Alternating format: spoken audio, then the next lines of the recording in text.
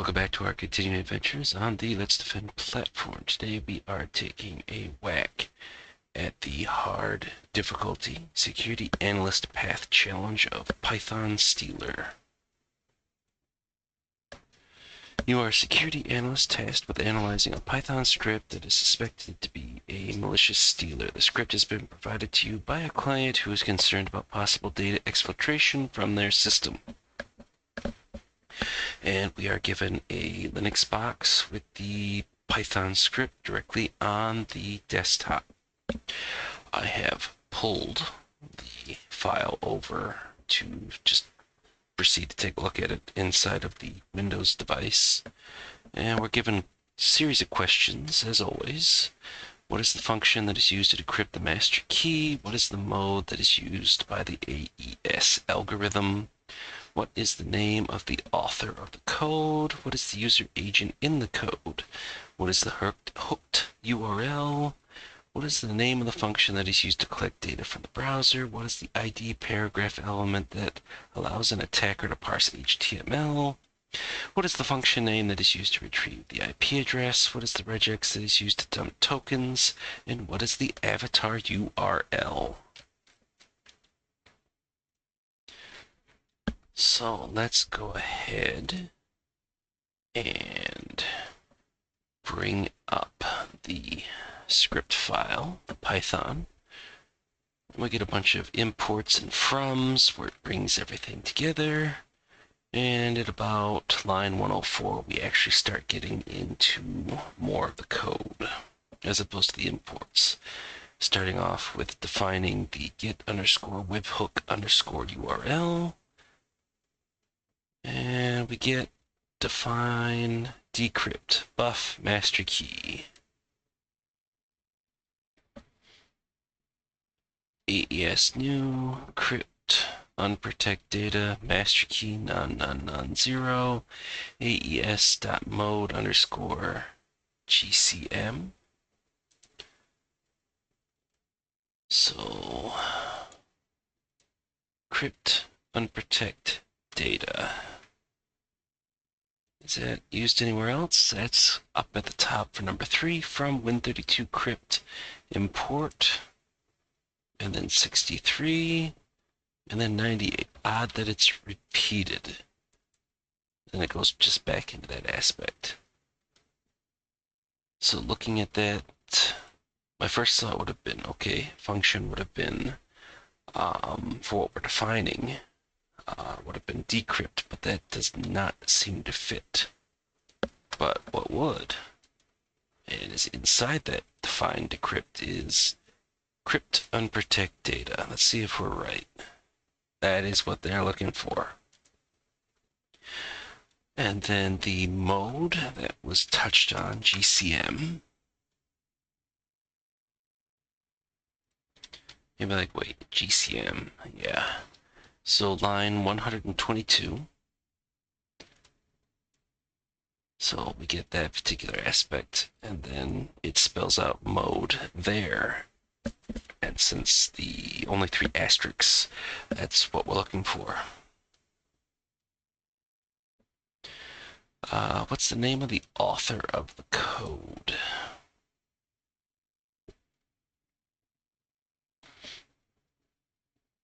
So what, did they go through and like hacked by, or something to denote?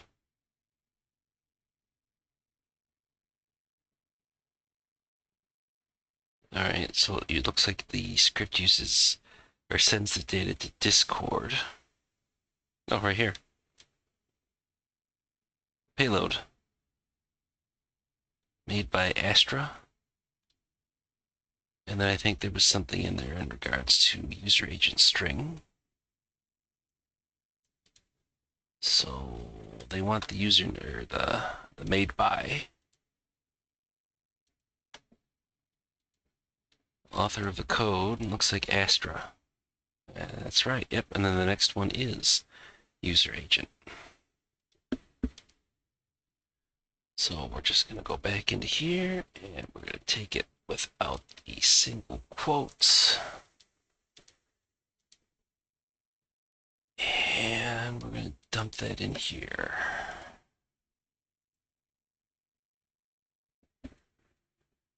Hooray.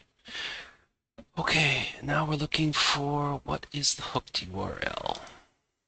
So as long as you understand how to read Python code, this is so far fairly easily done. Hooked URL.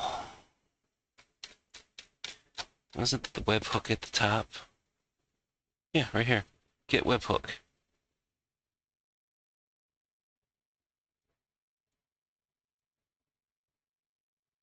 https://gobbledygook.netliffy.app.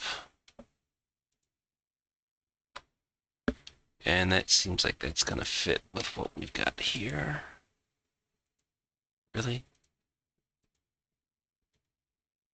Why did the copy not work? But it works now. Let's see. Yep.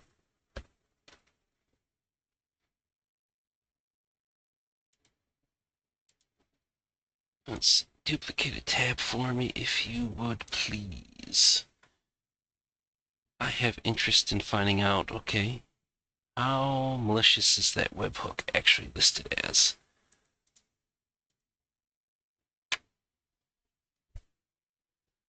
Yikes. Let's see. You're a good girl.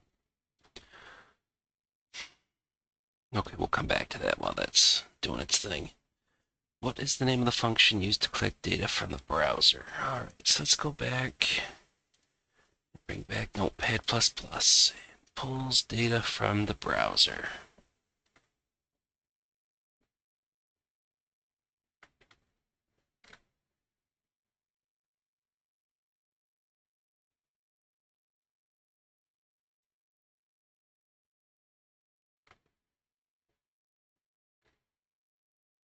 Is it just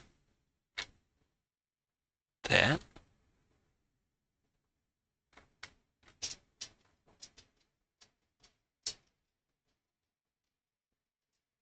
It's going to be get token, I think. Yep. Okay, so how? Well, with that, it's just the whole aspect. So we're looking for something that mentioned web browser, and they specifically call out Chrome. And typically this stuff is inside of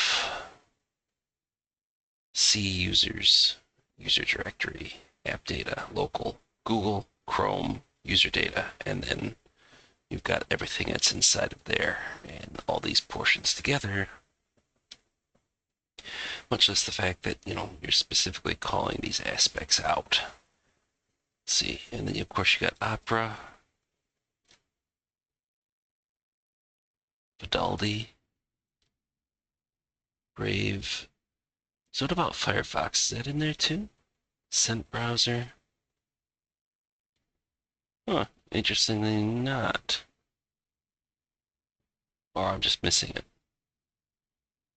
Which very well could be, but okay. What is the ID paragraph element that allows an attacker to parse HTML? Is the next question. Parse HTML.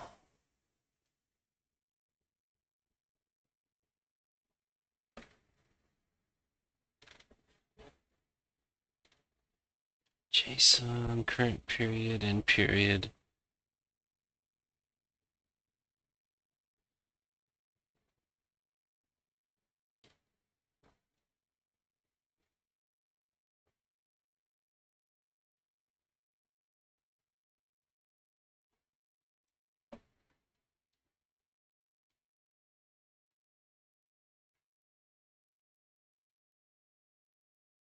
Let's see, gets the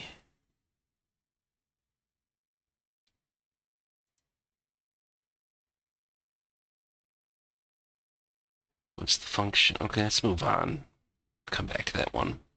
Function name used to retrieve the IP address. So that's going to refer back to the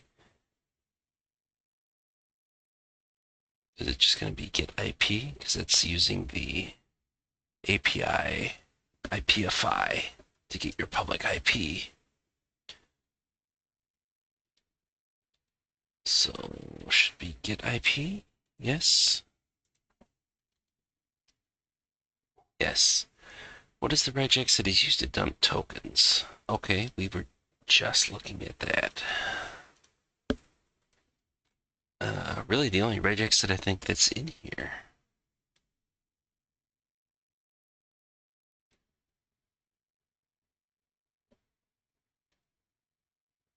They want everything, so the before colon bracket. Okay, so they want all this.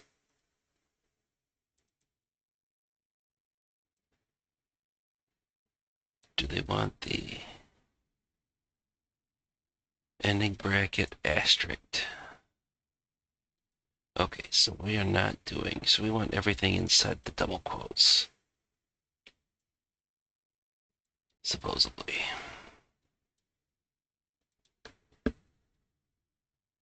Okay, and that is correct. Let me bring this back. And you can see that it's in there. Avatar URL.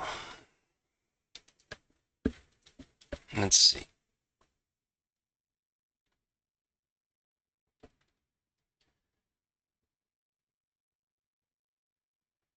Avatar URL right here.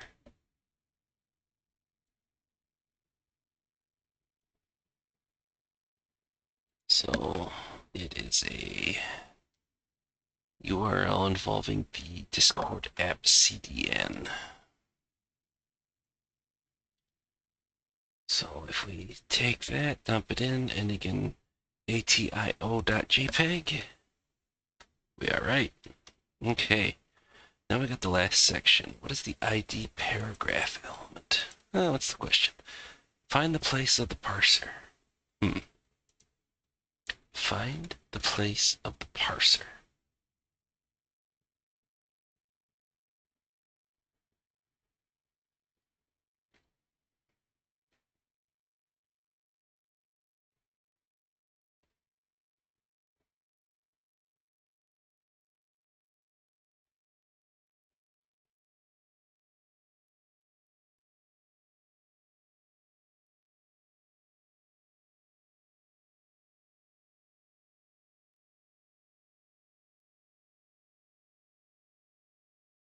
Oh,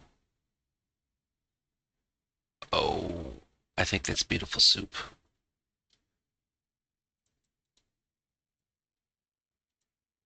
I think it's beautiful soup. No, the ID paragraph?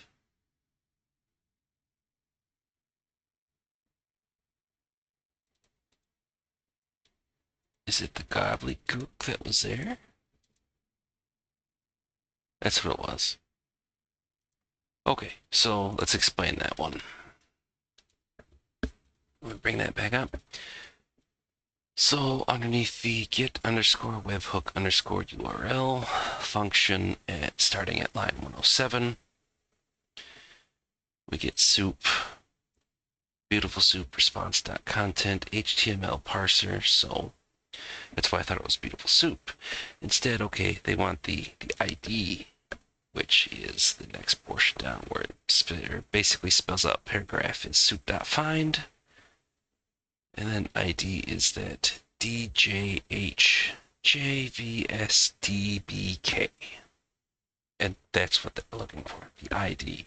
Not so much of what the function was.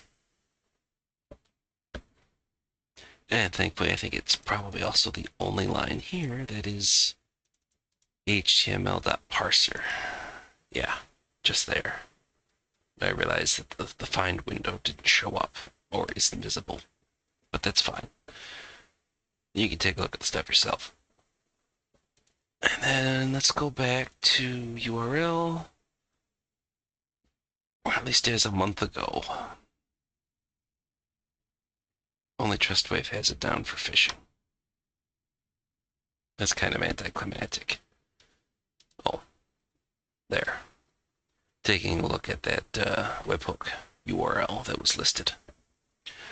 And if we take a look at the other aspect, the JavaScript itself, or not JavaScript, but the Python file itself, 16 out of 63 engines detect it as malicious. So, generic.py.discorder, Emisoft, ESET, Bitdefender, Microsoft, Google. So, decent amount of coverage probably for most people, hopefully. Python, token grabber, yeah, so basically just run it through everything else. Detection aliases don't really give us anything there, and yeah, so not really that much else to sit there and denote from it. But so there we go. That has been the hard difficulty, which I guess if you don't really know Python or can't read it, then I guess that would actually be really, really difficult. But as there wasn't any sort of, deobfuscation that you need to do anything else like that. Not that I'm complaining, but I don't really think that's hard. But my difficult is probably somebody else's easy, and somebody's easier, and their easy is my difficult, or something like that. But there we go, Python Stealer. Let's defend platform. Not one of the free ones, but hopefully this gives you a little bit more of an understanding in regards to this aspect. I will include I don't really have a whole heck of a lot else I got to dump in here, so I'll include links to the various aspects, the virus total, Talos intelligence, the rest of those in the video description. Yeah, there we go. With all that being said, I will see everybody in the next video.